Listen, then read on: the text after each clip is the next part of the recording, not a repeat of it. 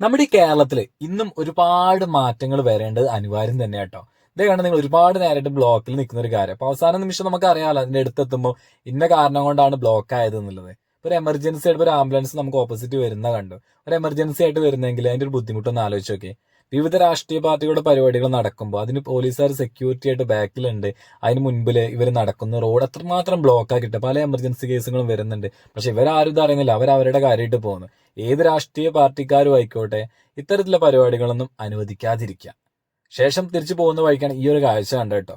അപ്പൊ അങ്ങനെ ഈ ഒരു കാഴ്ച കാണുക മാത്രമല്ല, കണ്ടതിന് ശേഷം ഞങ്ങൾ നിയറസ്റ്റ് അവിടുത്തെ പോലീസ് സ്റ്റേഷനിലേക്ക് വിളിച്ച് കാര്യം അവതരിപ്പിച്ചു. സാറേ ഇങ്ങനെ ഒരു പ്രശ്നമുണ്ട്, ഇത് മാറ്റത് നോക്കിയേ, റോഡിലൊരു കുഴി അവിടെ ഉണ്ട്. അപ്പോൾ അത് സിഗ്നലായിട്ട് കാണിച്ചു, പക്ഷെ റിഫ്ലക്ടറോ ഒന്നും തന്നെയല്ല. അപ്പൊ അതിന് മുൻപിൽ വെച്ചത് മാത്രമല്ല, അതിന് ശേഷമുള്ള കാഴ്ചയാണ്. അതൊരു വലിയ അപകടം തന്നെയാണ്. കാരണം കാറും കാര്യങ്ങളൊക്കെ ഈ ഒരു വീഡിയോയിൽ വ്യക്തമായിട്ട് നിങ്ങൾക്ക് കാണാൻ പറ്റും. എൻ്റെ അടുത്ത് വന്നതിന് ശേഷമാണ് ഇത് കാണുമ്പോൾ പെട്ടെന്ന് മാറിപ്പോകുന്നത്. ഒരു ബൈക്കൊക്കെ ആണെങ്കിൽ തട്ടിക്കഴിഞ്ഞാൽ തട്ടി അവിടെ നിൽക്കുക മാത്രമല്ല, ശേഷം ഇവർ വെച്ചിരിക്കുന്ന ഒരു സംവിധാനത്തെയാണ് നമ്മൾ മനസ്സിലാക്കേണ്ടത്.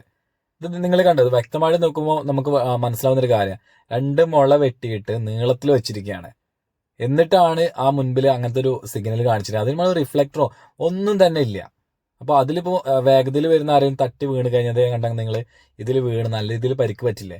ഇത് വെക്കുമ്പോൾ ഇത്തരത്തിലുള്ള കാര്യങ്ങൾ ചെയ്യുമ്പോൾ ഇവരൊന്നും തീരെ ബോധമില്ലാത്ത ആളുകളാണോ?